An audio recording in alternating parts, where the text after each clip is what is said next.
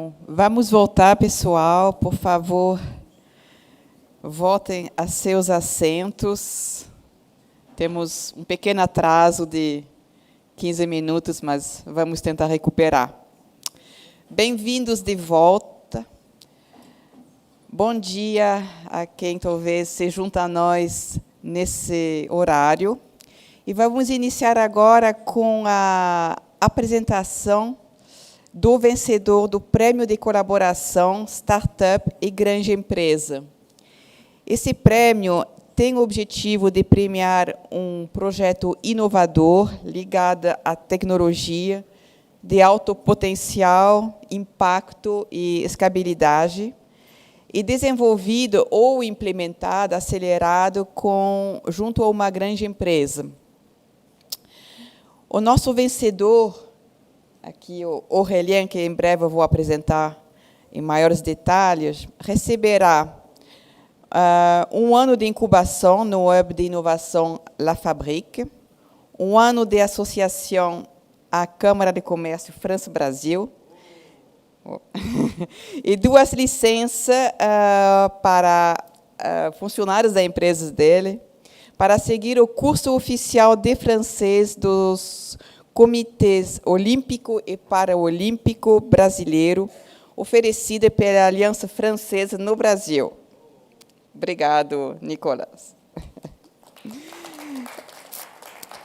Então, o vencedor que eu chamo agora a subir no palco é Aurélien Modonnet, que representa a startup Elexia, e que apresentou o projeto de uma plataforma de gerenciamento de consumo de utilidades, o Elexia Hub, que suporta projetos de transição energética nas organizações. O Aurélien é franco-brasileiro, conta com mais de 20 anos de experiência profissional, sendo 13 anos no setor de energia renovável. Ele é o CEO da Elexia do Brasil há mais de 2 anos e tem a missão de tornar a empresa um player de destaque no mercado brasileiro de transição energética. Então, por favor, Aurélien, pode subir e nos contar um pouco mais desse projeto vencedor, que é o Elexia Hub.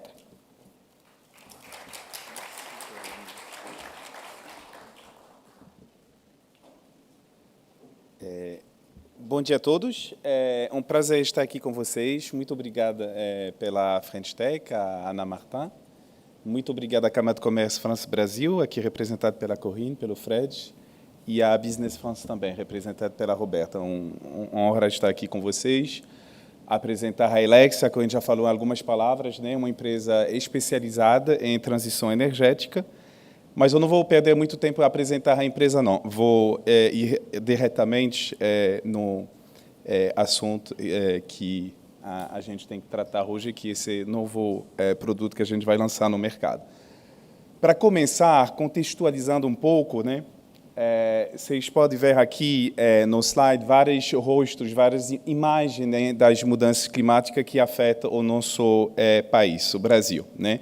Começando do lado esquerdo, né, a seca na Amazônia, nas ondas de calor, né, que vem se espalhando pelo Brasil, os incêndios no Pantanal. E aqui na direita você tem uma subestação que foi alagada no estado do Rio Grande do Sul, muito recentemente, há 15 dias atrás, e que resultou em cortar o fornecimento de eletricidade para 20% da população do Rio Grande do Sul. No próximo slide, a gente já pulou um. Isso. Todos esses rostos, todas essas imagens são as consequências do mesmo fenômeno, né? No momento que todas as grandes lideranças, né, em particular o Brasil, estão em Dubai, né, para a COP 28, pronunciando, né, discursos lindos, né, fazendo anúncios maravilhosos.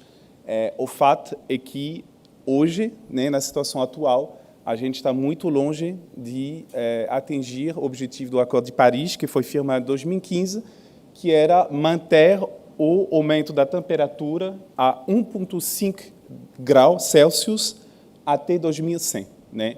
No momento atual, a gente vai atingir 2,7 graus, o que, obviamente, tem consequências muito graves em termos de mudanças climáticas, incluindo, né, o aumento desses fenômenos, né, adversos climatológicos, né, como os enchentes, como os incêndios. No próximo slide, como todos vocês sabem, a solução para isso se chama transição energética, né?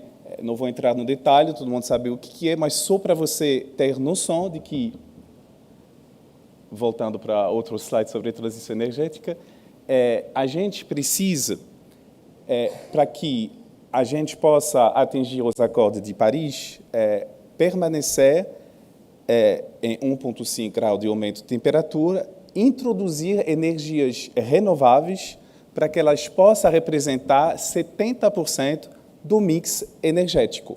Hoje, as energias fósseis representam 80%.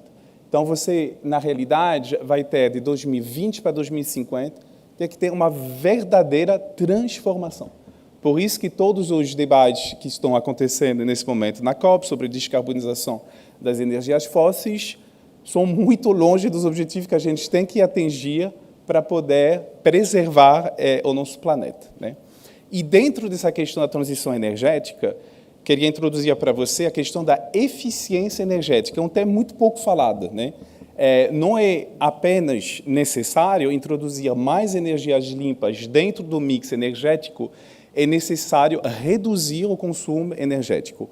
Como você pode ver nesse slide aqui, que é tirado do relatório da Agência Internacional de Energia, na próxima década, de 2020 para 2030, a eficiência energética representa o terço das medidas necessárias para reduzir as emissões de dióxido de carbono. Se você soma a eficiência energética com a produção de energias renováveis, isso soma 50%.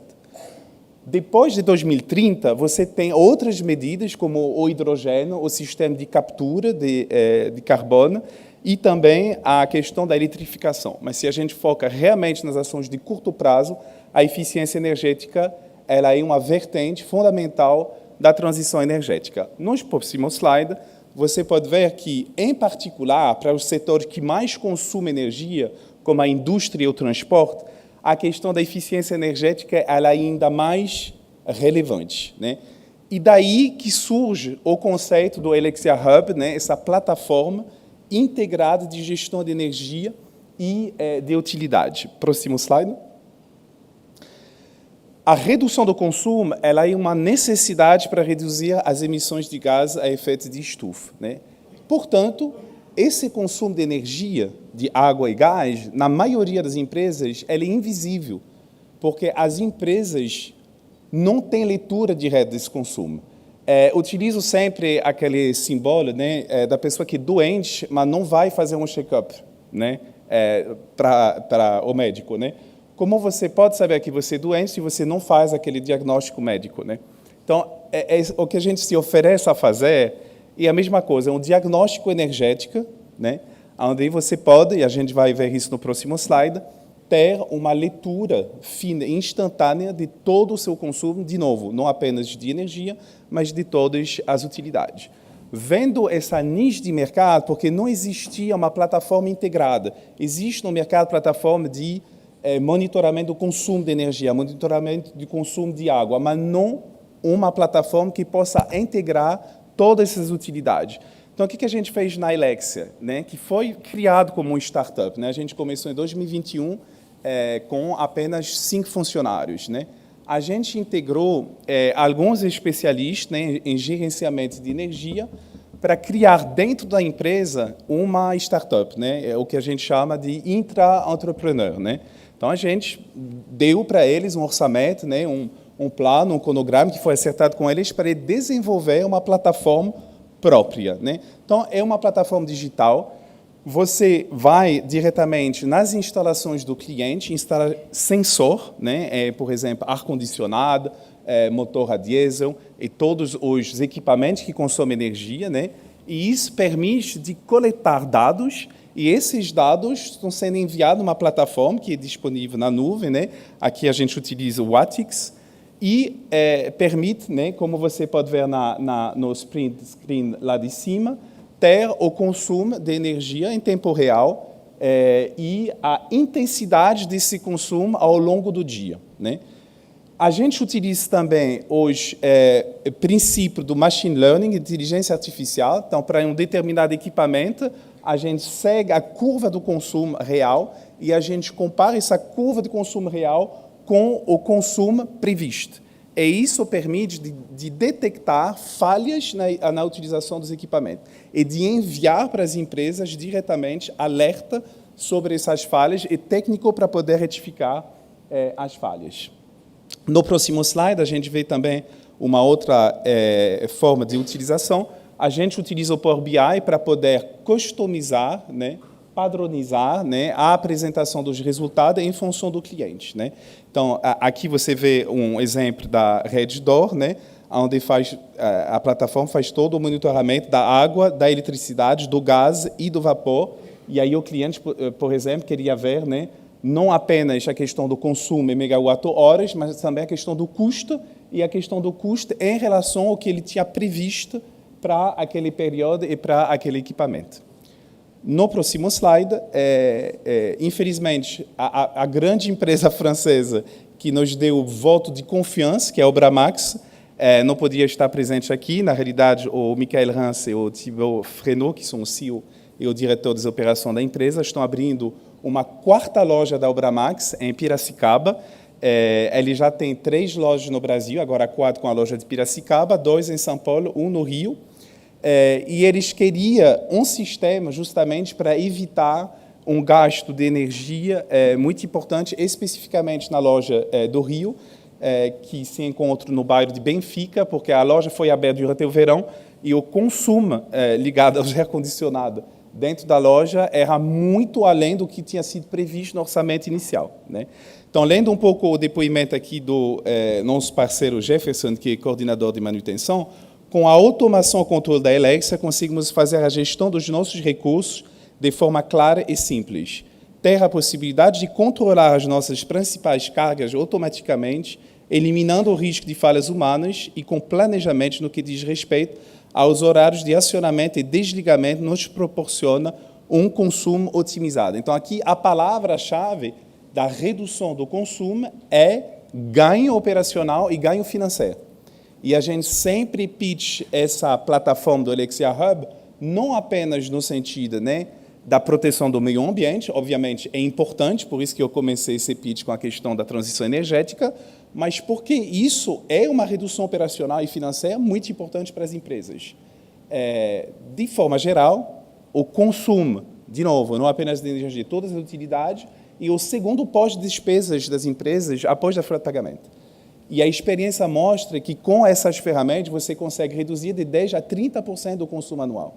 Então, você pega, né, todos vocês são empresários, a sua conta, né, dos últimos 12 meses, e pega 30% disso. É isso que você pode conseguir fazendo apenas utilizando essa ferramenta de monitoramento de controle de custos. E eu posso garantir para você que ela se paga muito mais do que a economia que vocês conseguem fazer, tá?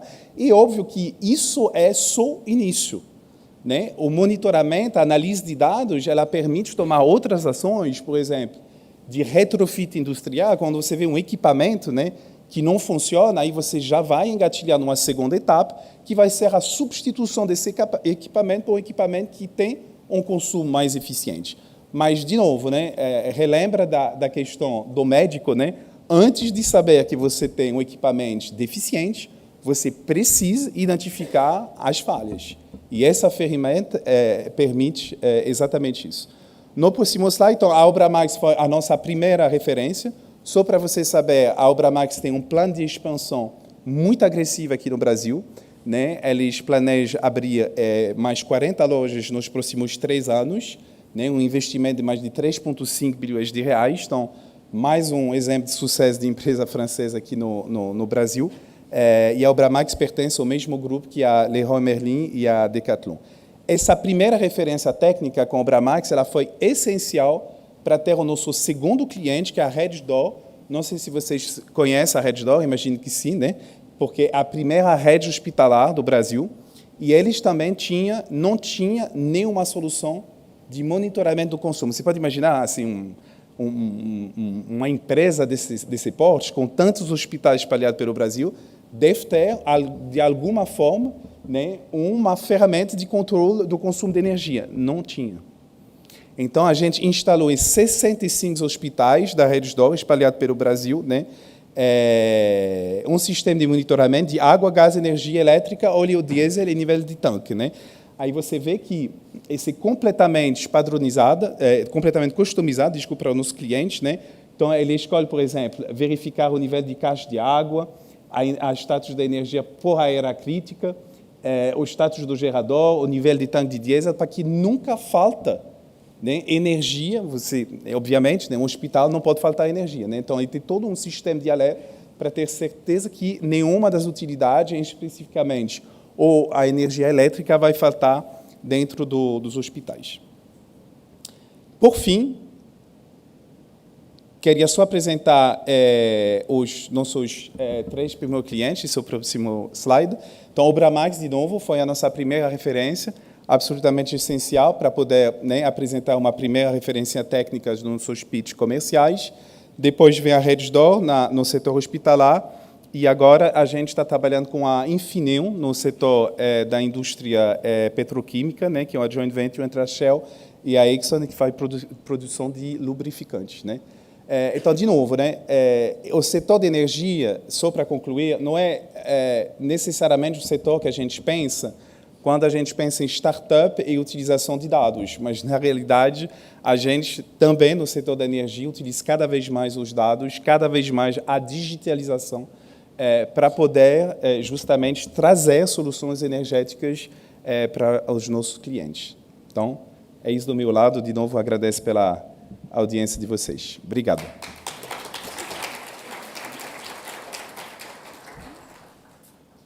Bom, parabéns, Aurélien, pela excelente apresentação. É muito claro, não deixa mais nenhuma dúvida enquanto ao impacto e ao potencial dessa solução da Helexia. Agora vamos entregar o prêmio, o troféu para você. Eu vou chamar ao palco o Bertrand Chavereau, da Ubisoft, o Nicolas Duvialar, da Aliança Francesa, e a Viviane Pampin, da Edenred, para entregar esse troféu para você.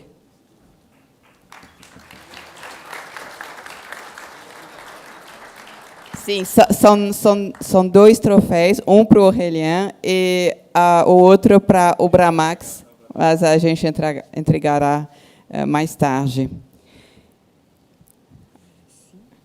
A respeito desse troféu, ele foi concebido, desenhado, concebido, executado pela Escola de Design Nantes Atlantique e a Universidade Mackenzie, que tem uma parceria. E nós queremos agradecer, em particular, a Jules Richer, que é o coordenador do Programa de Design Transcultural e Estratégia de Inovação entre as 2 escolas. É isso. Parabéns.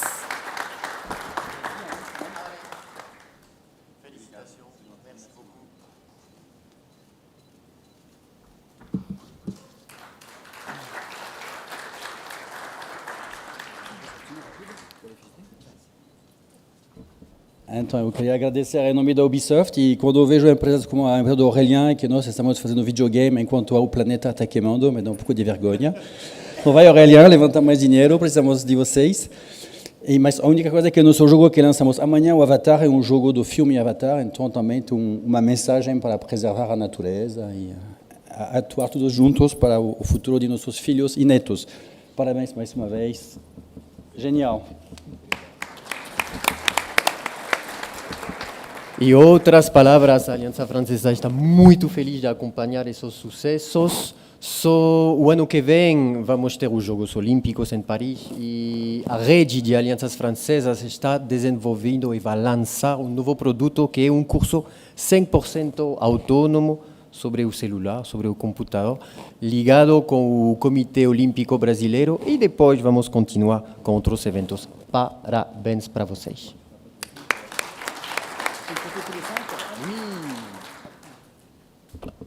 E como parte do prêmio também, Aurelian, a gente tem muito prazer em dizer que você vai fazer parte do time Edenred, no nosso hub de inovação, o La Fabrique.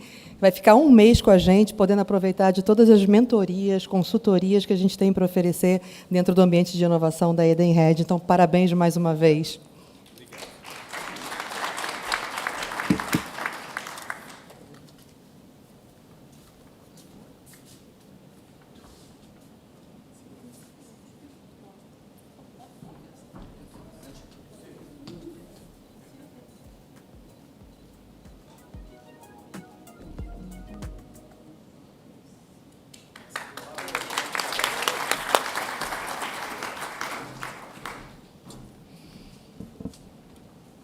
E agora vamos seguir para o nosso segundo painel, a inovação a serviço da eficiência operacional. Esse painel será moderado pelo Márcio Tabac, analista e expert do Information Services Group, o ISG, especialista do setor de novas tecnologias, autor dos estudos sobre inteligência artificial, ciências de dados e ecossistema Salesforce. O Márcio é também o líder da Comissão de Inovação e Tecnologia da Câmara de Comércio França-Brasil. Márcio, por favor, você pode subir ao palco. Eu vou chamar também os 3 palestrantes do nosso painel. O Tiago Nascimento, da Capgemini, a Carolina D'Alençon, da Labi Exames, e o Laurent Delage, da Fondev. Por favor.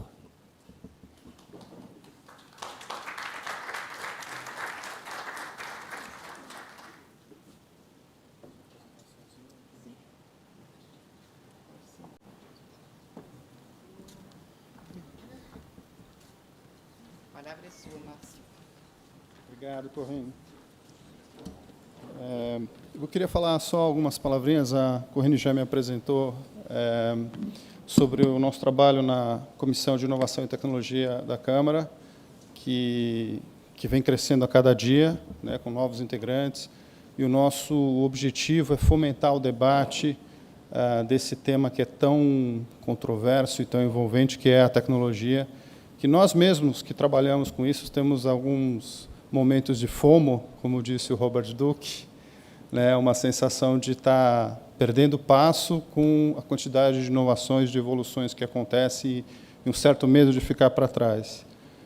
O nosso trabalho na comissão é de trazer um pouco de luz, um pouco de entendimento do que está acontecendo, de separar o hype do que é a realidade e contribuir para o ambiente de tecnologia do Brasil e da França. Sobre o ISG, o Information Services Group, que é um analyst firm, né, como o próprio Robert também mencionou, o IDC, o Forrester. A gente tem um time local aqui no Brasil grande, expressivo. O ISG tem times que analisam as empresas de tecnologia em 12 países no mundo, times locais, e a gente troca muita informação e mede as tendências do que está acontecendo no mundo nessa área. Eu fico muito feliz e tenho muito orgulho de ter visto o time Brasil, do qual eu faço parte, crescer nesses últimos anos de forma exponencial e de ver que o Brasil, cada vez mais, ocupa um lugar de destaque no ambiente de tecnologia no mundo. A gente começa a ver uma série de empresas de tecnologia, não sei se o Tiago pode falar um pouquinho sobre isso também, onde o Delivery Center é o Brasil para operações no que a gente costuma chamar de nearshore. Hoje, as empresas brasileiras de tecnologia estão prestando serviços para os Estados Unidos, para países da Europa, com a mão de obra local. Isso significa que a gente ainda tem um potencial aí muito grande para ser explorado. Mas, falando de inovação a serviço da eficiência operacional, a gente tem um time aqui de peso para contar os casos. Acho que o nosso objetivo aqui não é fazer uma palestra, mas falar de casos reais, né? Tiago Nascimento, VP de Digital Services da Capgemini, Carina D'Alençon, VP de Marketing e Produto da Lab Exames, e o Laurent Delage, CEO da Foundever Brasil, Global Head de Customer Experience Learning Business. E eu vou dirigir uma pergunta a cada um. Vou começar com o Tiago. E queria saber como uma parceira de negócios, que é a Capgemini, pode ajudar a fomentar o ambiente de inovação nas empresas clientes. Muito obrigado, Márcio. Prazer conhecer o Márcio pessoalmente, né? Falamos muito durante a pandemia.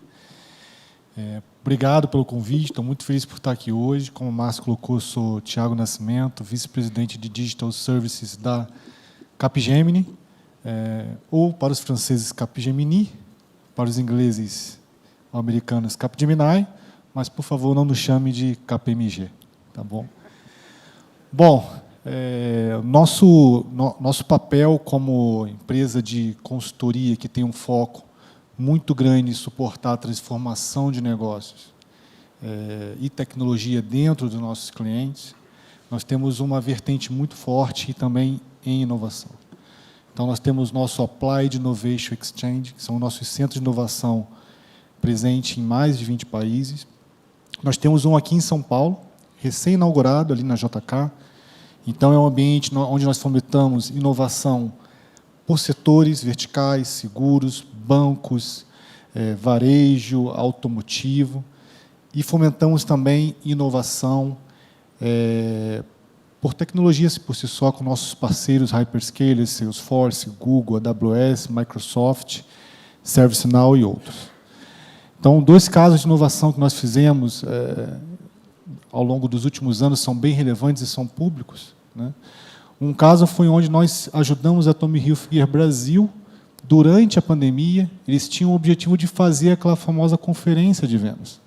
Então, como que você faz uma conferência de vendas durante a pandemia, onde estava todo mundo em suas casas, remoto, sem poder estar num local? Então, nós ajudamos a Tommy Hilfiger Brasil a desenhar todo um ambiente, naquela época, em metaverso, utilizando realidade aumentada, e com isso eles puderam fazer a conferência dele Brasil, que depois foi lançada globalmente, através de um ambiente metaverso. Isso foi feito pelo nosso time do Applied Innovation Exchange. Nesse momento, nós estamos ajudando um grande cliente, um grande varejista, a como potencializar, eu não posso falar o nome ainda, não é público, mas em breve será, a potencializar a venda dentro da loja física, utilizando Generative AI. Então, como que você usa o Generative AI para potencializar a experiência de nós que somos clientes? Como que nós fazemos nossas compras de forma mais assertiva dentro de uma loja física, sendo atendido por uma inteligência artificial? Então, esses são exemplos, Márcio, de como nós, a Capgemini, ajudamos os nossos clientes através da inovação. E a inovação ela pode ser através do hype, que nós vivemos a cada ano, né? Ano passado, metaverso, no passado, blockchain, esse ano, Generative AI, e não sabemos, no dia 31/12, o que viraremos em janeiro. Mas também através da inovação na operação, em grandes operações, em grandes transformações, que é um case que eu queria contar para vocês mais detalhe aqui nesse painel daqui a pouco, tá bom? Obrigado. Você tem uma apresentação? Sim, eu tenho apresentação. Posso ir? Claro. Botão verde para avançar.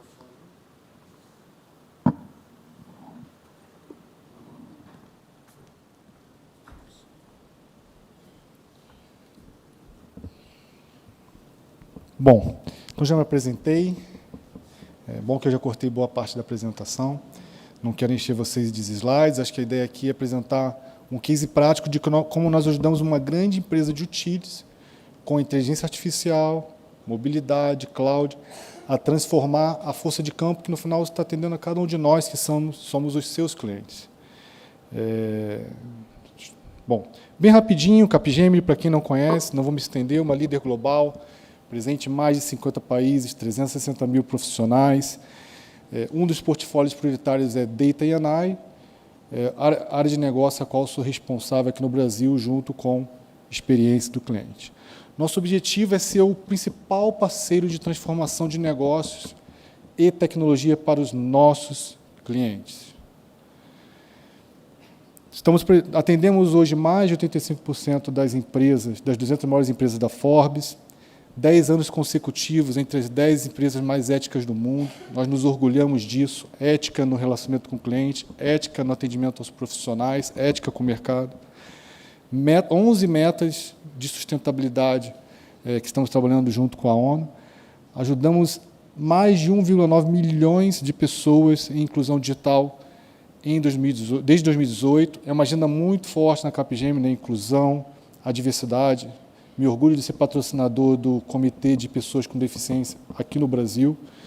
E temos o Instituto de Pesquisa Digital número 1 do mundo, que é o Capgemini Research Institute. A frase que o nosso CEO global, Eima Isa, tem usado muito, que é: nós somos uma empresa que estamos ajudando o nosso cliente na Twin Transformation, na transformação gêmea, seja ela digital e sustentável. Todos os analistas têm nos colocado principalmente como líderes, então esse é um pouquinho da Capgemini, eu não vou me estender. Falando do portfólio de experiência do cliente, nós ajudamos o nosso cliente a atender melhor o nosso cliente.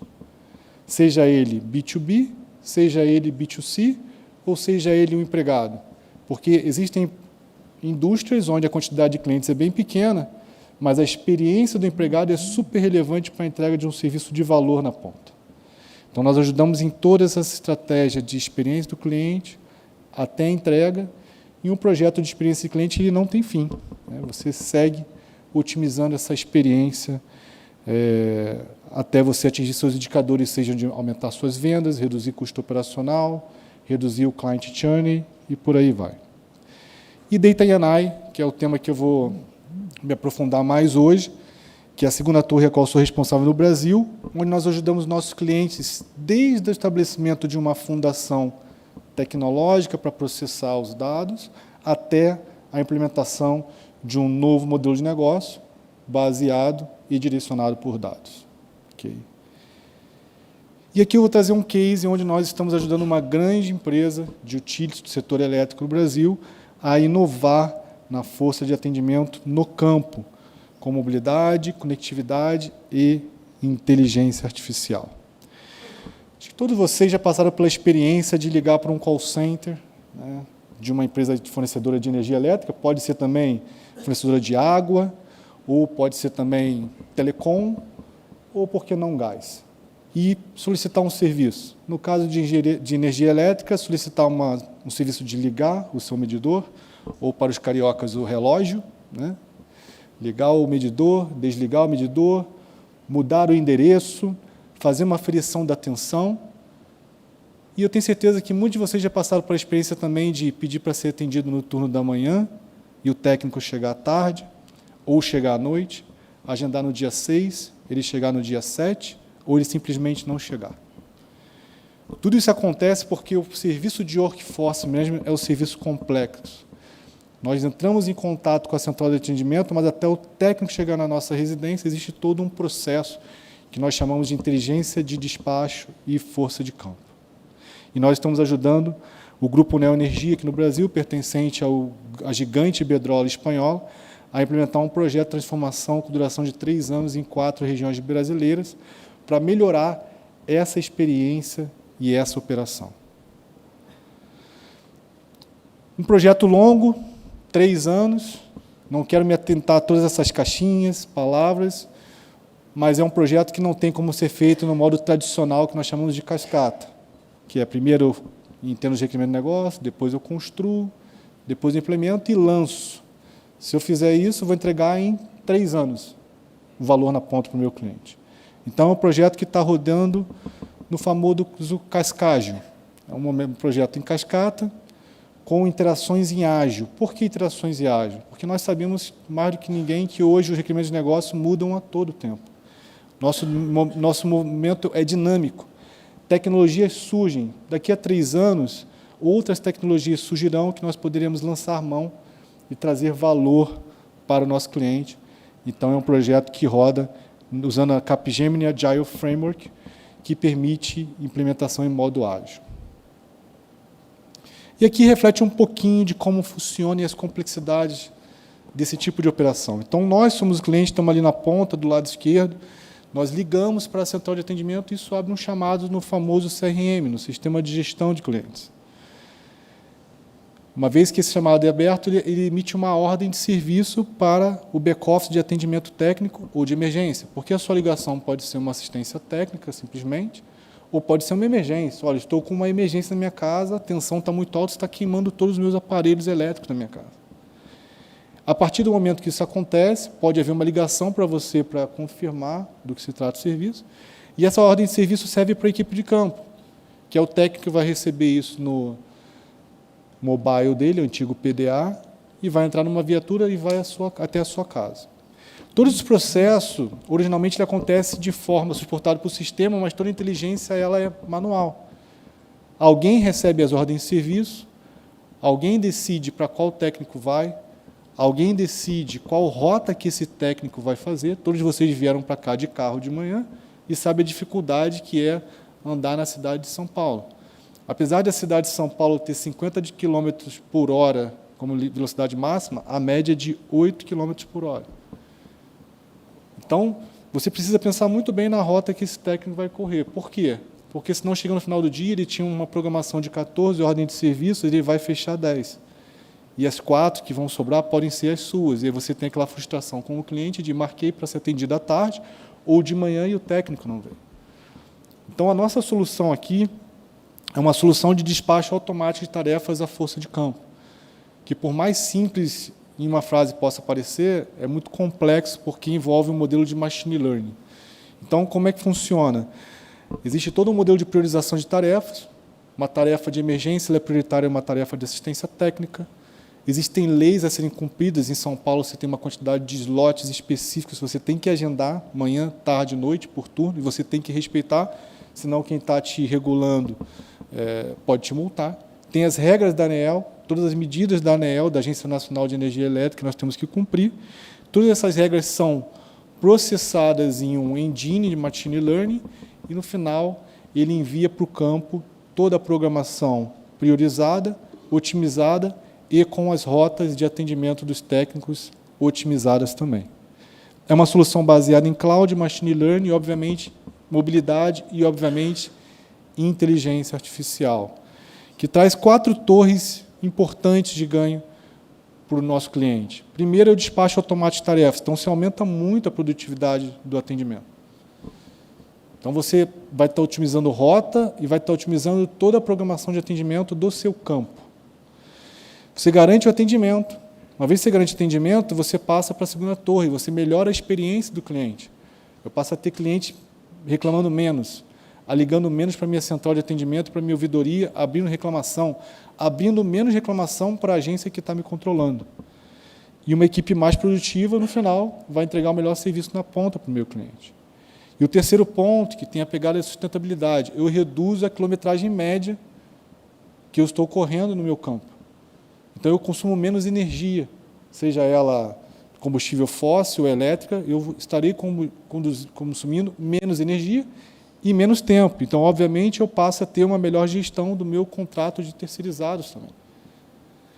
E quarto, obviamente, a melhoria na gestão do campo, porque você passa a ter uma visão real-time de como a sua equipe está se comportando no campo e me permite tomar decisões como do tipo, todos nós vimos a situação aqui em São Paulo, da tempestade recente, a quantidade de árvores que caíram e criaram interrupção de fornecimento de energia elétrica. Eu fui um dos felizardos que tive apenas 10 minutos de interrupção, mas tive amigos que ficaram com 3 dias de interrupção. O que acontece numa situação como essa? Ora, eu pego as equipes de campo que estão fazendo assistência técnica e movo toda ela para atender emergência, religar todo mundo que foi desligado. Se eu não tenho uma visão real-time de onde está a minha equipe, que localização, que região de São Paulo, que bairro, alagamento, eu levo bastante tempo para fazer esse tipo de movimentação e, novamente, eu impacto a experiência do meu cliente. Então, esse é o case que eu queria trazer para vocês, o nosso case que nós estamos implementando nessa grande empresa de utilities. Capgemini é uma empresa especializada em vários setores, uma delas é o setor de utilidade pública, energia, atendemos clientes como a Iberdrola e a Enel aqui em São Paulo. Tá bom? Obrigado. Obrigado, Thiago. É bom a gente ver a inovação saindo da teoria e indo para a prática, né, e resolvendo os problemas que a gente convive todo dia, né? E quando a gente fala de inovação, a gente pode falar de inovação em vários departamentos. A gente pode falar inovação em RH, inovação em operações, e podemos falar de inovação também no marketing, que se transformou nos últimos anos e ganhou o nome de Martech. Eu queria que a Carolina contasse a história dela lá na Lab Exames, como que ela revolucionou a Lab com o uso do Martech. Vou descer um pouquinho aqui.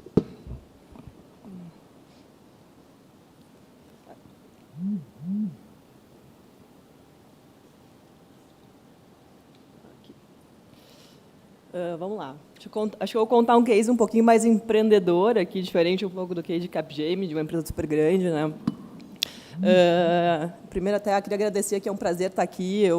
A gente não é uma empresa que necessariamente tem um vínculo com Brasil e França. Eu até sou super entusiasta aqui do país, da França, sou de origem, minha família é de origem francesa, mas o nosso parceiro aqui, que está aqui, o João, a Simplex, parceiro super importante nosso aqui, associado da Câmara, né? Então fez esse convite para a gente contar um pouquinho de um case bem legal que a gente está desenvolvendo em conjunto, que acho que dá para endereçar algumas dores comuns de algumas empresas no atual momento, que é como que a gente consegue trazer uma visão de resultado, né, de investimento em marketing, quando tem uma operação omnichannel.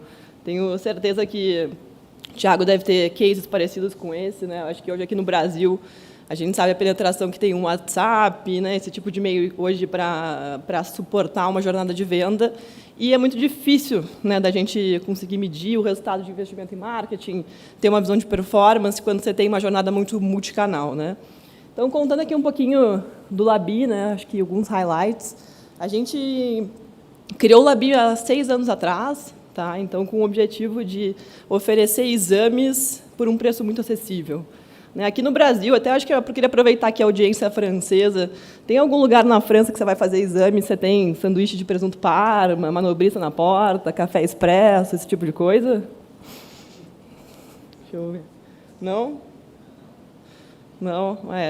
Isso é uma coisa bem brasileira, né? Aqui, todo mundo sabe que o mercado de saúde brasileiro está muito pressionado em termos de custo, mas a gente vê as grandes empresas, as grandes redes aqui discutindo muito o mercado premium, né? Até um dos meus sócios lá no Labi, ele foi presidente da DASA, que é um dos maiores grupos aqui de laboratório do Brasil, e ele sempre conta a história, né, que eles estavam lá discutindo a marca premium deles na época, e aí as discussões eram se ia usar o azul Tiffany ou o verde não sei o quê, se a plaquinha da porta ia ser de bronze ou de prata, né? Qual era, enfim, se é presunto Parma ou Ramon Serrano no lanche, né? E a gente com problemas de custo, né? Então a gente identificou essa oportunidade, que é num país que precisa de acesso à saúde, tinha poucos prestadores que se propuseram, né, a entregar um serviço de qualidade por um preço acessível. Então a gente criou o Labi há 6 anos atrás para oferecer os exames muito baratos, para dar uma ideia aqui para vocês. Um hemograma, hoje a gente cobra R$12. Quando a gente vai para as marcas premium aqui no Brasil, um hemograma custa mais de R$100. Quando você vai para as marcas intermediárias, 50, 60. E aí tem alguns players, né, jogam preços mais baixos, mas a gente hoje tem o preço mais baixo aqui, você pode ir em qualquer laboratório em São Paulo, vai ser o Labi. E se qualquer um de vocês aqui for numa unidade nossa fazer exame, você vai ver que não perde em nada em termos de qualidade de serviço, qualidade de processamento do exame, né? Você vai se sentir super bem recebido. As unidades, elas são, obviamente, sem grandes luxos, mas elas são super modernas, com uma cara de asepsia. Você não vai ter, assim, eu acho que até eu sempre perguntei esse negócio, porque quando a gente fala normalmente com pessoas de outros países, não existe esse conceito de você ir fazer exame e você ter um serviço de luxo, né? Um manobrista, né? O sanduíche.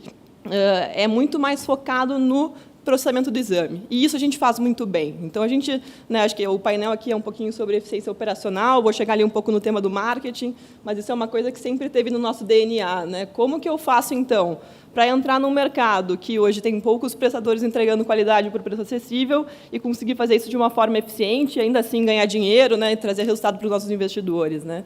Então, vou contar um pouquinho depois, acho que desse nosso modelo operacional, né, mas dando um pouco de highlights para o Labi. Então, acho que criamos a empresa há 6 anos, com esse foco aqui de dar acesso a exames. No meio do caminho, a gente teve a pandemia, então, para a gente foi uma super oportunidade, né? A gente começou a fazer os testes de Covid e surgiu uma oportunidade que a gente não via no início, que era a operação domiciliar.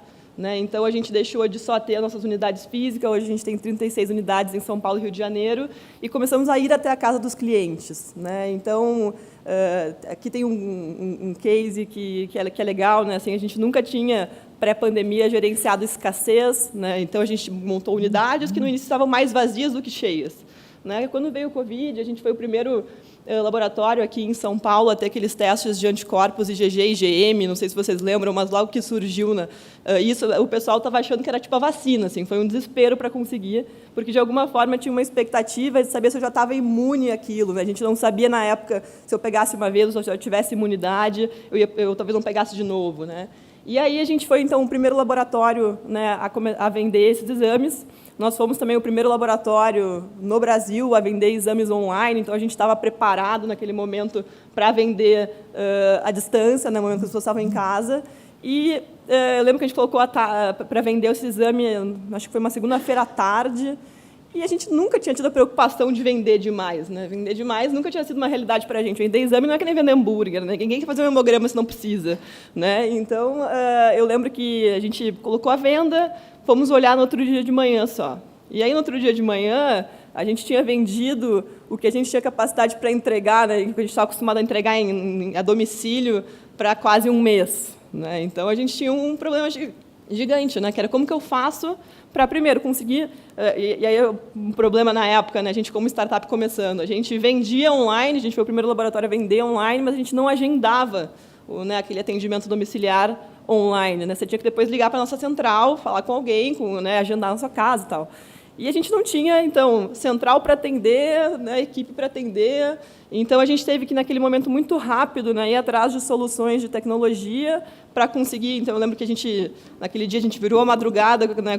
Construindo uma ferramenta de agendamento online que a gente pudesse enviar para aqueles clientes que compraram, para conseguir atender. No fim, deu tudo certo. A gente estava com as unidades naquele momento, algumas fechadas em função da pandemia, então a gente redirecionou a equipe que normalmente estava em loja para a operação domiciliar, e a gente conseguiu, em alguns dias, resolver aquele problema, né? Mas acho que foi uma primeira vez que a gente precisou usar de forma bem intensiva a tecnologia para resolver um problema, e foi super legal, porque aquilo ali foi o início de né, acho que a gente, antes da pandemia, a gente estava acostumado a fazer uma média de 3 a 4 coletas, para vocês terem ideia de volume, né, em casa por dia, e a gente, em pouco tempo de pandemia, a gente estava fazendo 500 coletas em casa por dia.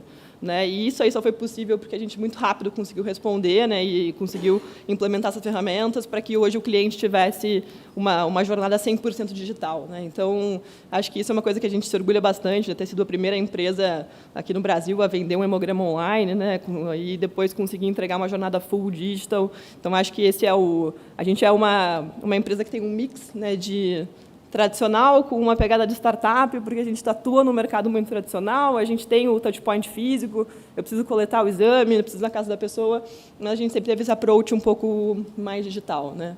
E aí, alguns números. Né? Hoje, a gente, como Labi, somos a 5ª rede do Brasil, já em 6 anos, em termos de unidades físicas. Então, como já falei, a gente está hoje presente em São Paulo e Rio.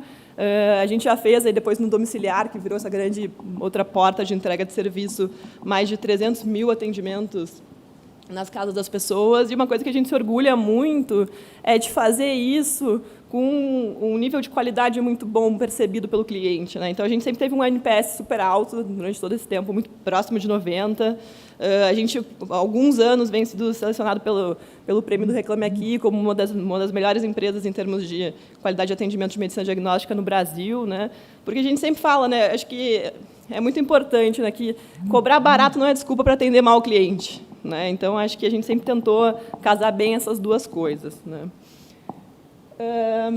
E aí, então, que eu estava falando, né? Acho que a eficiência operacional faz muito parte do nosso DNA. A gente, desde o início, teve que montar um modelo, né? Desde a unidade física, lá, o jeito que a gente abre ela, o quanto a gente investe para montar ela, o número de equipe para abrir é muito diferente do que o mercado fazia até então. A gente teve que montar uma estrutura de tecnologia bastante robusta para suportar essa operação domiciliar também. Então, como eu falei, a gente começou de uma forma bastante experimental, né, fazendo poucas coletas, do nada a gente teve que crescer muito rápido, tivemos que, né, acho que construir, foi basicamente construir o avião com ele voando já, né, porque a gente tinha cliente para atender, a gente teve que resolver esse problema. E hoje a gente tem uma plataforma que consegue gerir, então, né, os nossos enfermeiros técnicos, desde a equipe CLT, a conectar, então, uma espécie de Uber, né, de enfermeiros que são terceiros para conseguir atender hoje os clientes das praças que a gente atua, e a gente está, inclusive, agora com esse modelo, né, usando essa plataforma, conseguindo expandir para outros estados, onde a gente nem tem unidade física para atender com uma forma 100% digital. Tá? E aí, como eu comentei, né, nós fomos, então, acho que pioneiros nesse mercado tradicional, que é o mercado de laboratório, a ter esse approach mais digitalizado para o cliente. Né? E por que isso? Né? Por que as grandes redes, que, obviamente, muito mais capitalizadas que a gente, inclusive, não fizeram isso? Né? Porque o mercado ele é muito focado aqui no Brasil na operadora, no seguro de saúde. Né? Então, normalmente, quem faz exame em laboratório particular é porque tem convênio. Né? A gente foi um dos primeiros a ter esse foco no cliente particular, e aí a gente tinha esse problema de ter que vender o exame. E normalmente a operadora, as grandes redes não têm, porque no momento elas fazem uma parceria, por exemplo, com Bradesco, Sul América, Porto Seguro, nas grandes operadoras aqui, e elas esperam o cliente, basicamente o cliente vir. Né? E aí, no momento que a gente teve essa preocupação, então, de eu tenho que adquirir o meu cliente, né, acho que veio um desafio aqui bastante importante, né, que era como é que eu faço isso de uma forma rentável. Né? Eu cobrando barato o meu exame, eu preciso trazer o cliente, gastar em marketing, como é que eu faço isso de uma forma rentável? E aí, o nosso site, né, então, começou a dar muito certo, né, a gente entendeu, eu lembro, sempre conto essa história, né, a gente abriu a primeira unidade, e eu lembro que eu passava alguns dias lá olhando quem era o cliente que entrava, né, tentando entender um pouco do perfil, e a gente via o cliente entrando e fazendo uma jornada ali que a sua primeira unidade fica ali no Largo 13, aqui em São Paulo, não sei se vocês conhecem, mas tem uma rua lá que tem a gente mais 2, 3 clínicas que também fazem exame populares, com preços também mais ou menos próximos do nosso, e eu via que o cliente ele descia a rua comparando os preços. Né? Então, ele pegava o pedido numa clínica, foi no médico, ele descia e passava nos 3, 4, comparava o preço, e aí a gente sempre ganhava, porque a gente tinha o melhor preço, ele entrava lá e fazia o exame. E eu pensei, gente, só nessa unidade aqui, que ele consegue fazer isso fácil. Né? Porque se você for ligar para um laboratório, não sei se vocês já tentaram fazer isso aqui no Brasil, de ligar para um laboratório e descobrir quanto custa um exame, é complexo. Vai cair numa central, que vai demorar, e aí você vai tentar falar o nome do exame, é creatina ou é creatinina? Né? Então, é muito difícil. Né? Então, esse negócio até muito simples, de transparência de preços, de eu conseguir saber quanto custa para eu decidir entre as opções se eu vou pagar do meu próprio bolso, não era trivial. Né? Então, a gente montou o nosso site, fomos o primeiro então, laboratório a vender os exames online, a gente não tinha expectativa, sinceramente, de que as pessoas iam comprar uma glicose na internet, era muito mais uma ferramenta para comparação de preços e decisão de onde que eu vou ir, em qual laboratório que eu vou ir, mas isso acabou acontecendo, né? Então foi uma boa surpresa, e aí muito rápido, né? Assim, foi muito rápido, foi coisa de 1, 2 meses, o site virou um canal importante de aquisição. Então, em termos de transações, ele muito rápido se tornou, fazia 20% das transações, assim, então, logo que a gente lançou. E quando a gente perguntava na unidade como é que você conheceu o Labi, a gente via que a maior parte das respostas era conhecer pelo site, pela internet, pelo Google, alguma coisa assim. E aí a gente começou a entender que esse nosso negócio, né, de laboratório tradicional, mas com esse approach para o cliente particular, ele virou muito dependente desse canal online, né, desse canal do site. E aí a gente começou a ter uma dificuldade, que nem eu comentei aqui no início, que é como que eu faço para entender quanto está me custando a aquisição desse cliente. Né? Porque olha como é que funciona a jornada, para vocês terem uma ideia da complexidade. Né? Ele, muitas vezes, pesquisa no Google, aí ele encontra um anúncio nosso, a gente paga por esse anúncio, ele vem para o site, ele conhece a gente, dá uma olhada no site, aí ele tem um pedido médico na mão, com vários nomes de exames, aquela letra de médico que ele nem consegue entender, aí ele pede ajuda para a central. Então, ele manda um WhatsApp para a gente. né? Daí ele manda lá o pedido dele, a gente devolve o pedido, né, com aquele orçamento daqueles exames, e aí, eventualmente, ele decide, vou fazer no Labi. E não necessariamente ele informa isso para a gente, às vezes ele aparece numa unidade que eu nem sei qual é, né? Então, imagina quão difícil é eu invisto lá no Google e eu saber o quanto que isso voltou, porque, na prática, eu consigo, de uma forma direta, ter clareza, né, do que volta na transação online. Então, eu vejo, investi tanto e vendi tanto no site. Só que 80% das vendas, elas começam no site, mas terminam na unidade física, terminam na central, eu posso pagar via central mesmo, então é um canal de transação também. E aí que a gente, acho que começou nesse desafio de como que a gente mensura, né, esse omnichannel, como que a gente consegue ter visibilidade da eficiência do marketing. E aí que a Simplex, aqui, a turma do João, que está aqui com a gente hoje também, tem nos ajudado a construir uma inteligência de dados para suportar essa decisão, né? Então, aqui, acho que eu queria trazer uns achados aqui legais que a gente teve recentemente, coisas que a gente começou a fazer, né? Eu sei que esse desafio de mensurar o omnichannel, ele é um desafio de muitas empresas hoje, que têm presença digital e têm loja física. Ele é complexo, não tem uma solução, eu acho, eu nunca vi ainda, pelo menos hoje, um case assim, de estado da arte, de alguém que consegue ter 100% de confiança que o caminho é esse, que custa tanto. Mas você tem que ir dando alguns passos e tentando juntar algumas pontas, né? E a gente, por ser, acho que tem um complicômetro a mais, né, por ser uma empresa de saúde, tem algumas restrições que eu não posso, muitas vezes, traquear que esse cara saiu do digital e foi para a lógica, porque são informações sensíveis, né? Muitas vezes você vai fazer um exame que você não quer que o Google saiba o que você está fazendo, né? Então, a gente tem algumas restrições, mas a gente conseguiu fazer recentemente duas coisas muito legais, né? Acho que a primeira a gente começou a subir a nossa base de dados dentro das ferramentas do Google, né, Analytics, a própria ferramenta de mídia, e quando a gente fez isso, a gente subiu a base de dados da loja, eu comecei a ver que só com esse match a gente já tinha 30% de queda no nosso custo de aquisição de cliente. Então, aquele custo que, no momento, ele era desconfortável, já começa a ficar melhor, né? Mas, ainda assim, a gente fala, putz, se for isso, ainda está meio caro e tal, né? Vamos ver se a gente acha mais informação. E aí, recentemente, a turma da Simplex trouxe mais uma solução que foi bem legal, que foi entender o seguinte: num laboratório, né, quando você faz o exame, você vai precisar pegar o resultado.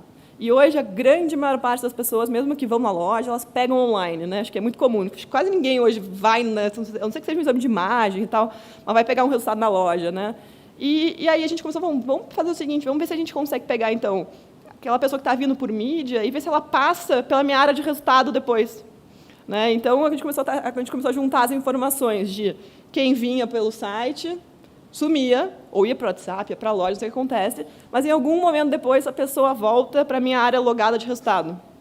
E aí, quando a gente fez isso, foi gigante o match. A gente começou a ver que esse número que eu estava olhando lá, que era, por exemplo, que era 100, ele caiu para 10. Eu tive, então, assim, 90% de queda no meu custo de aquisição quando eu comecei a entender que muito do que eu gero no digital, ele vai para o mundo físico, ele vai para o WhatsApp, ele vai para algum outro canal que eu não traqueio, mas que eu comecei a conseguir pegar, né, por uma perninha ali que a gente identificou para juntar e ter, acho que, essa visibilidade do resultado, que para a gente é muito importante porque nos dá confiança para investir mais ou menos, entender que aquilo veio de tal campanha, da campanha A, da campanha B, né, deixou de ser o que para a gente há muito tempo, ao longo desse período, vinha como uma tese, né, uma tese de marketing, quase que um pouco de fé de que o Google funciona, porque eu vejo que as unidades falam que o cliente está falando isso, para começar a ter dado mesmo para decidir. E acho que isso é uma coisa super legal. Eu acho que eu até falo para a turma da Simplex, né, que é uma empresa acho que jovem, né, que tem uma atuação aí em França e Brasil, e a gente já teve, antes da Simplex, agências, né, muito maiores, e foi a primeira vez que a gente conseguiu ter tanta riqueza de dado para conseguir tomar decisão e orientar, acho que, o investimento de marketing, que, para a gente, é uma das linhas mais importantes aqui em termos de investimento. Acho que é isso. Muito interessante. Eu acho que, se eu pudesse resumir a lição aí, acho que não tem one size fits all em inovação, né? Vocês tiveram que adaptar a estratégia Exato. a uma característica específica do seu segmento de atuação, né? Exatamente. Acho que a gente, como startup, no fim, acaba fazendo isso de uma forma muito homemade, né, de identificar os pontos da jornada e ir andando aos poucos. Acho que é isso também. Acho que é muito difícil você resolver o problema por inteiro. Acho que uma coisa que até o Thiago falou, né, você, às vezes, vê um projeto para resolver o problema, demora 3 anos. Em 3 anos o problema já mudou, né? Então é você ir fatiando, indo aos pouquinhos, indo andando e as coisas vão ficando mais claras, né? Acho que é isso. Muito legal. Bom, eu vou passar a palavra ao Laurent Delache. Quando a gente fala de experiência do cliente, a área de atendimento, pelo menos do ano de 2023, aquela pergunta, né, quando é que vocês vão usar a Generative AI, né, ou quando é que vai obsoletar os seus funcionários? Vou pedir para o Laurent que conte para a gente concretamente como é que as coisas funcionam dentro da Foundever. Boa tarde a todos. Se me permitir, vou usar o microfone. Não consigo ficar parado num ponto fixo. Fica difícil, tenho que movimentar no palco. E o caso de contact center, com certeza, é um grande desafio. Todos vocês utilizam o serviço de atendimento de Hugo Alfanhotta. Aurélien, parabéns pelo prêmio.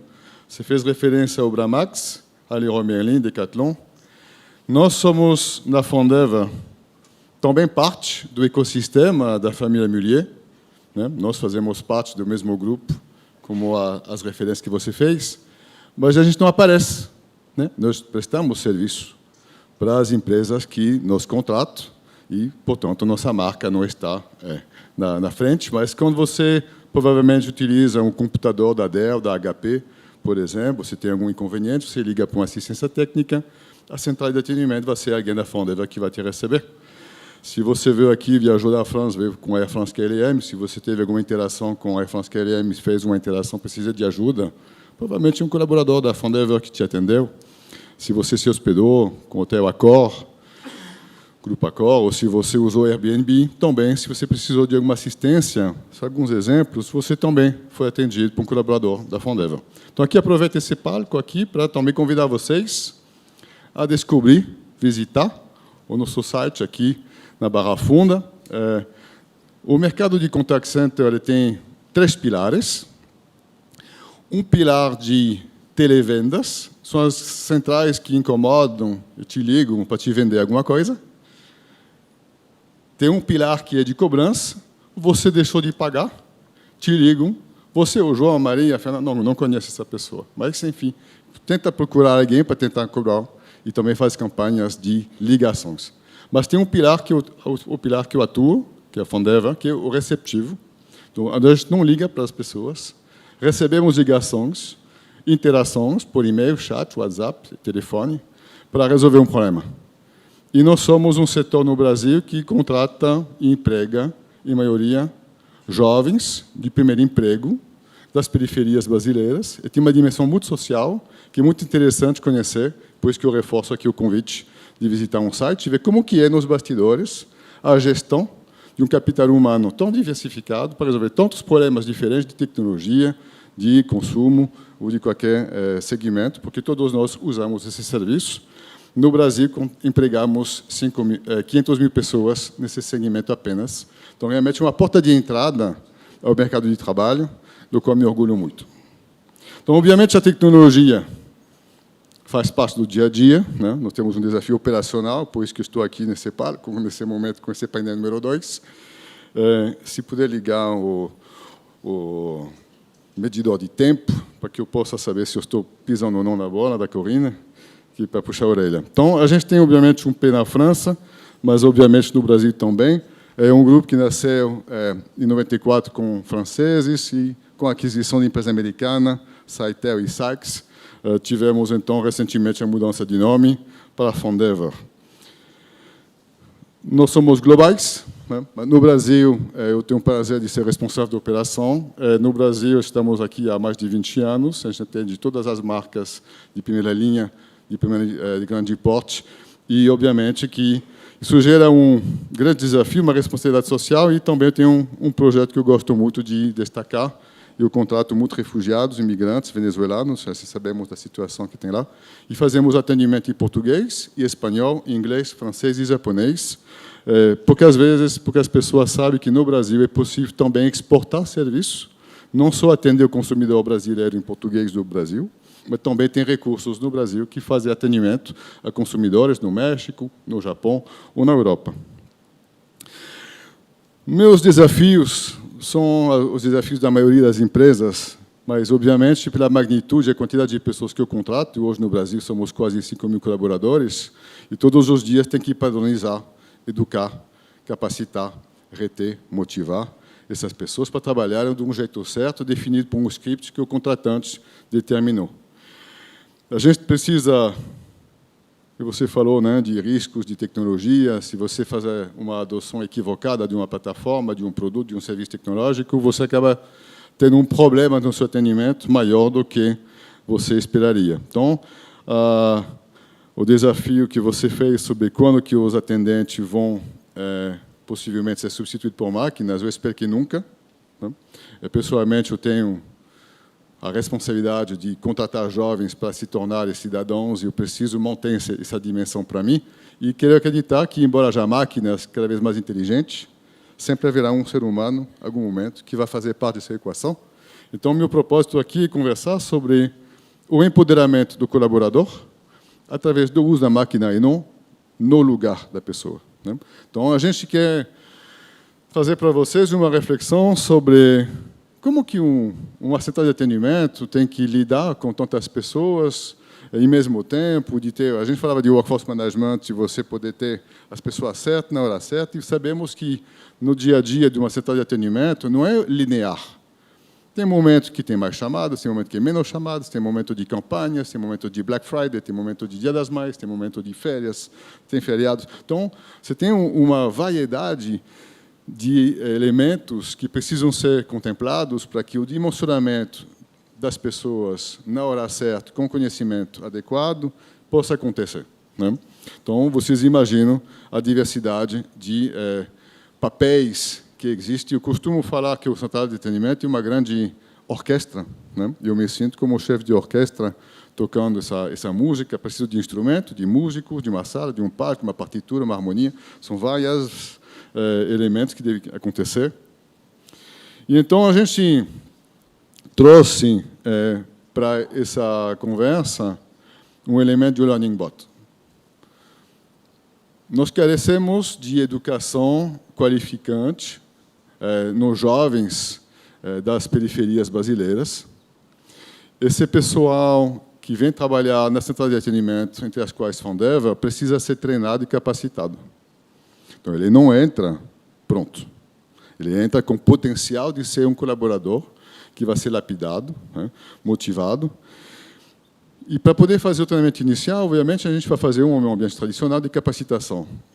Mas as tecnologias disponíveis hoje no mercado fazem que, no dia a dia, e mesmo tempo que a pessoa te atende, tem tecnologia que vão ajudar esse colaborador a receber ajuda de um robô, um copiloto, alguém que ajuda você a tomar decisões para saber se a chamada que estou atendendo ou a interação que estou tendo com o consumidor está acontecendo do jeito certo, com as informações corretas. Porque não tem nada pior, eu comentei isso no café, você ligar de manhã para um atendimento na Dell, você fez uma pergunta e recebeu uma resposta, e você liga à tarde fazendo a mesma pergunta e você receber uma resposta diferente.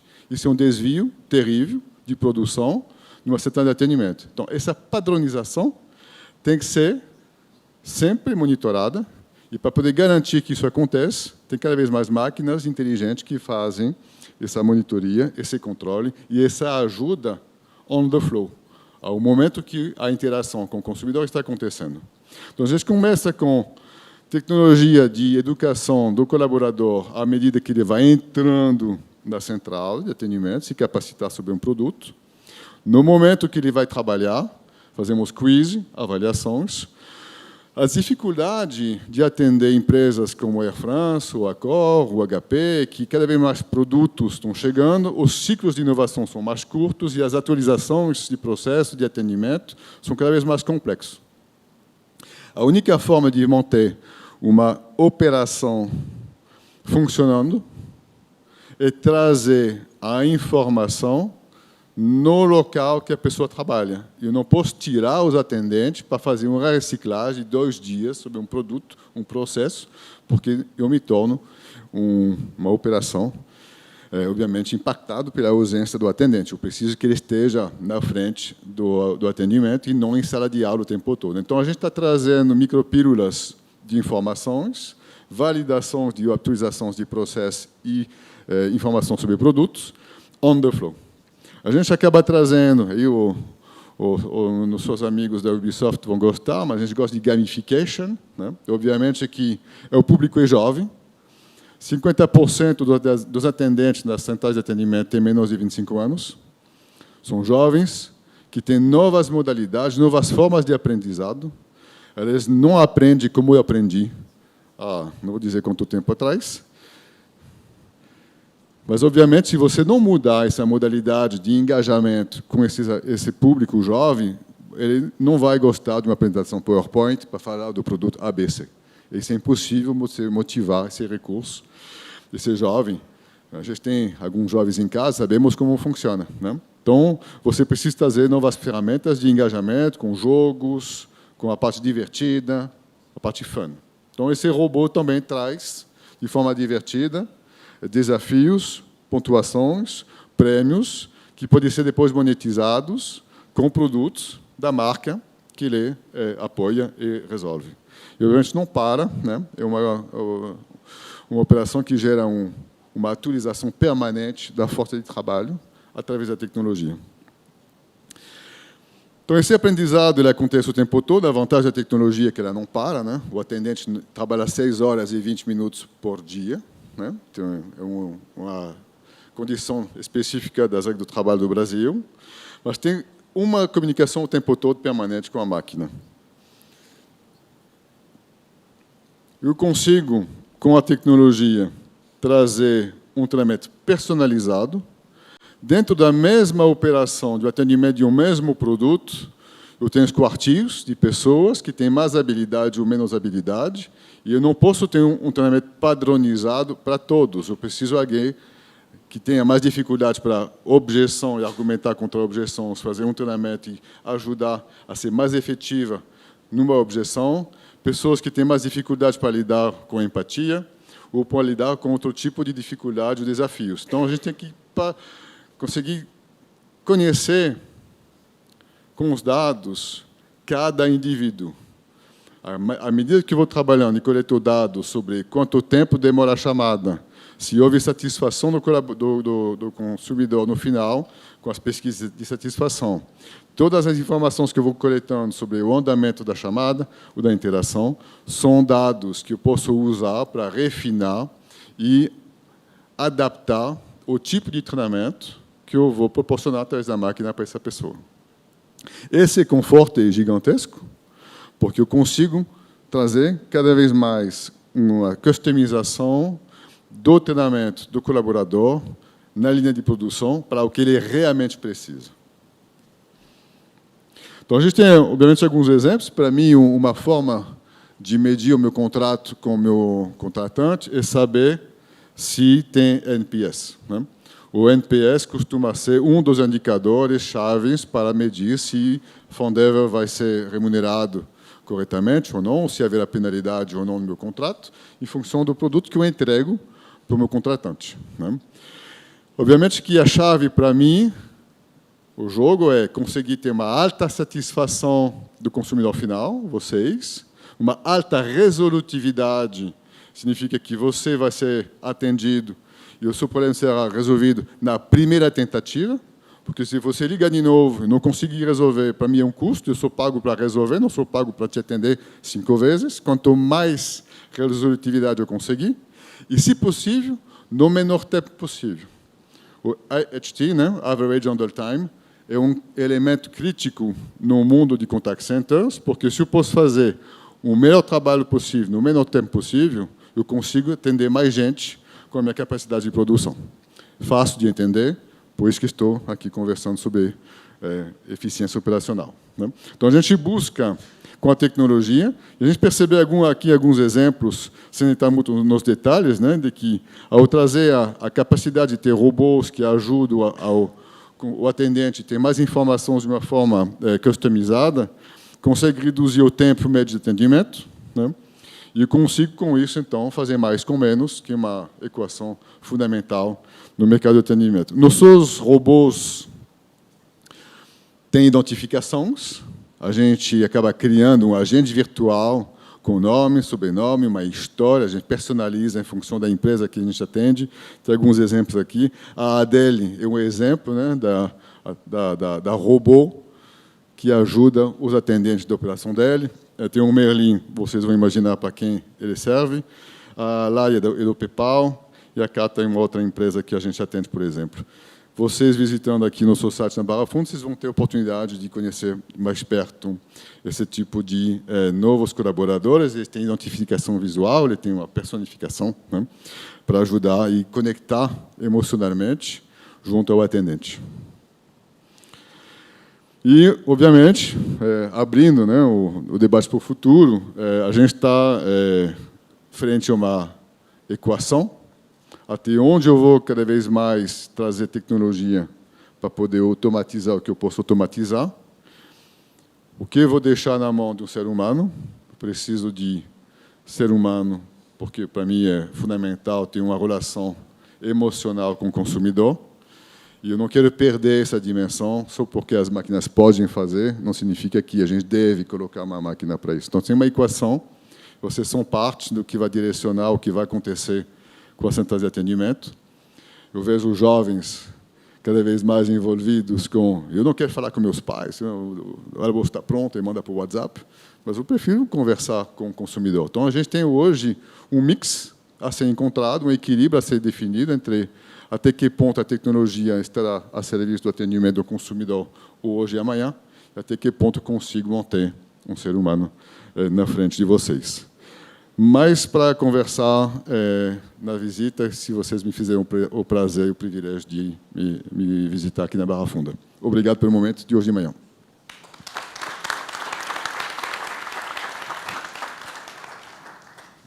Bom, eu vou aceitar o convite da visita na Barra Funda. Mas achei muito interessante o que foi colocado, no sentido de que tecnologia para empoderar o humano, né? E acho que isso aqui linka muito com o que o Robert falou logo de manhã, de a gente ter as duas coisas trabalhando juntas e aumentando a performance dos humanos, né? Ele trouxe um exemplo importante disso. Eu acho que a gente pode fazer uma rodada geral aqui. Eu vou fazer uma provocação com os três. E acho que a gente tem aí mais uns 15 minutinhos. Olha, então, os 15 minutos já viraram 10. Então, vou pedir um pouco de brevidade aqui para os nossos panelistas. Quando a gente fala de inovação, a gente sempre enfrenta alguns paradigmas, né? A gente sempre enfrenta algumas experimentações, coisas que vão acontecer, que vão dar certo, coisas que não vão dar certo. E eu queria saber, assim, como é que foi a experiência de cada um de vocês em lidar com esse risco da experimentação, né? E como um eventual sentimento de insegurança pode ser capitalizado para melhorar ainda mais o ambiente de inovação.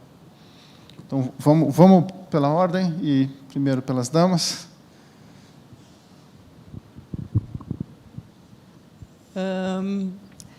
No nosso caso, eu acho que é um pouco diferente, né? Porque a gente começou como uma empresa muito pequena, né? Uma empresa que abriu uma unidade, depois abriu 2, até que a gente abrisse as 36, atendesse o volume de clientes que a gente tem hoje. E eu já sinto muita diferença de que era muito mais fácil 6 anos atrás. Quando a gente tinha uma operação pequena, eu via se o problema... Eu era rapidamente avisada se o problema tinha acontecido, com alguma ideia nova que a gente tinha implementado, né? Então, eu acho que, sem dúvida, acho que a resposta ela é diferente conforme a maturidade do negócio, a maturidade da empresa, né?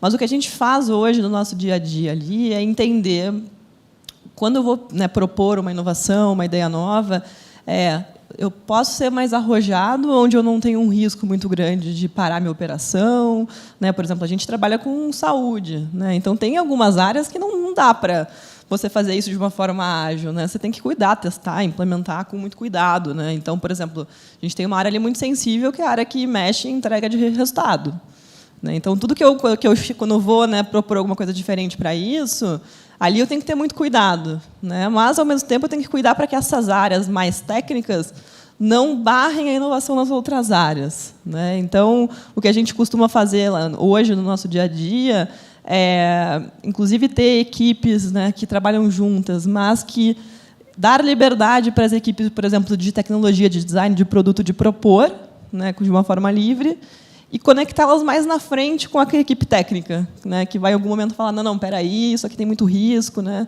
E aí a gente, acho que junto, decide até onde vale a pena testar, implementar, né? Mas eu acho que é muito importante, no fim, manter, eu acho que as áreas de inovação com autonomia, com liberdade para criar, para propor, deixar elas correrem mais soltas, e aí, um pouquinho mais na frente, né, você coloca as balizas, você discute, né? Então, acho que, de novo, né, isso muda conforme a maturidade. Tenho certeza que, para os clientes da Capgemini, por exemplo, é muito diferente do que no nosso caso, mas acho que é isso. Acho que deixar quem cria livre até onde é possível, né?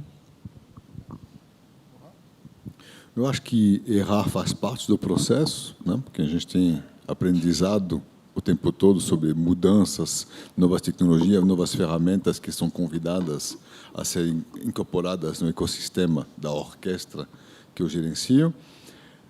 Eu faço um piloto, né? A gente sempre, por exemplo, comentei sobre abrir atendimento ao espanhol para quem já fazia o português. Fizemos um piloto para ver se tinha aderência e apetite para poder fazer isso.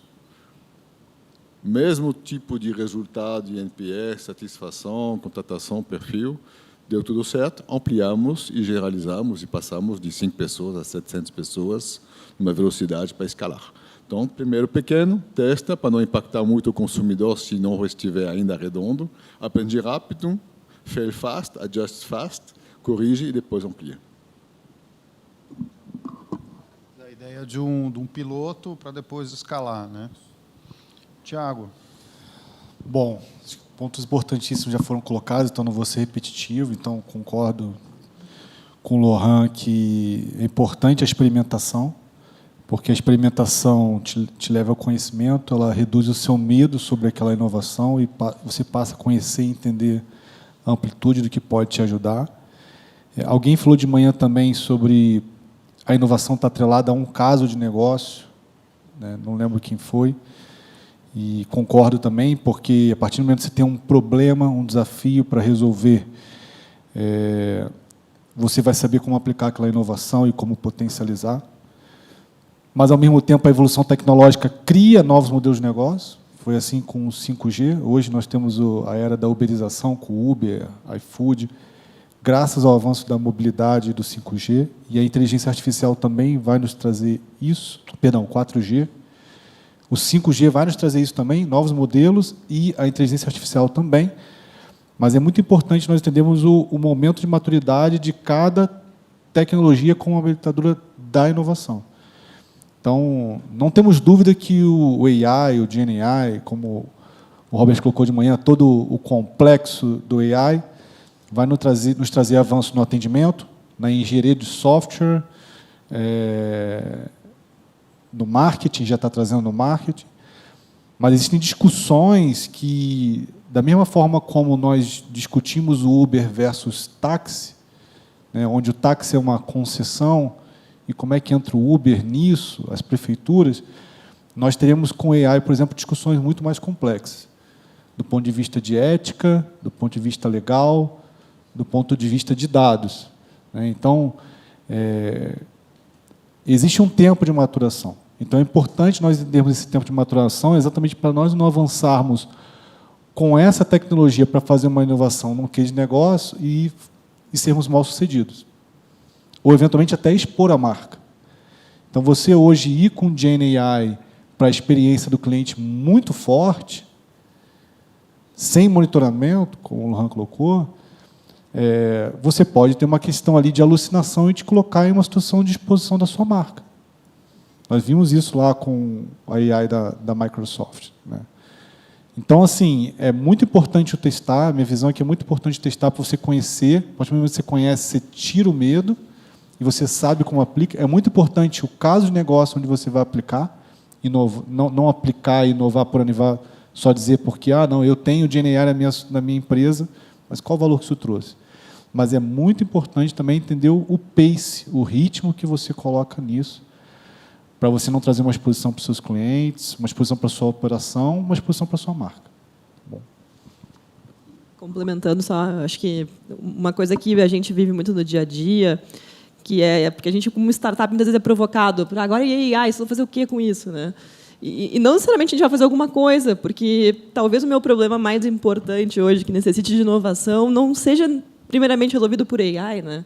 Então, eu acho que isso na questão de você ter clareza dos problemas do negócio, antes da inovação por ela mesma, né, de usar uma tecnologia só porque ela foi lançada, acho que é muito importante, porque todas as empresas pequenas ou grandes, os recursos são escassos. Né? Então, você precisa escolher o que você vai resolver primeiro. Então, a gente toma bastante cuidado com isso, sabe? De não, porque tem uma tendência nova, a gente necessariamente tem que se jogar nela e aderir a qualquer custo. Né? Eu ia complementar o Thiago, ele que falou de questões de privacidade, questões legais com o Generative AI, tem questões de custos também aí, que eu penso que quem fala de hype não está considerando muito. Bom, eu quero agradecer muito aos 3 panelistas. Acho que os 3 cases são muito legais, assim, trouxeram vários insights. E queria agradecer também a câmera, a Corinne. E acho que a gente pode ir para o almoço, não é?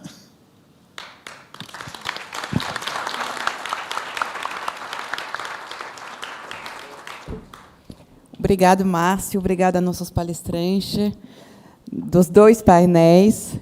E terminou a programação da parte da manhã. Então, eu convido vocês a ficarem com a gente à tarde. Vamos retomar às 14 horas com a palestra de abertura do secretário de Inovação, Ciência, Inovação e Tecnologia, Vahan Agopian, secretário do Estado do Governo de São Paulo, do Governo do Estado de São Paulo. E é isso, desejo a todos um bom almoço. E, para quem está inscrito no almoço com a gente, vocês é só sair que irão orientar vocês aonde será o almoço e o caminho. Então, é isso. Obrigada a todos que estiveram conosco hoje de manhã. Espero revê-los à tarde.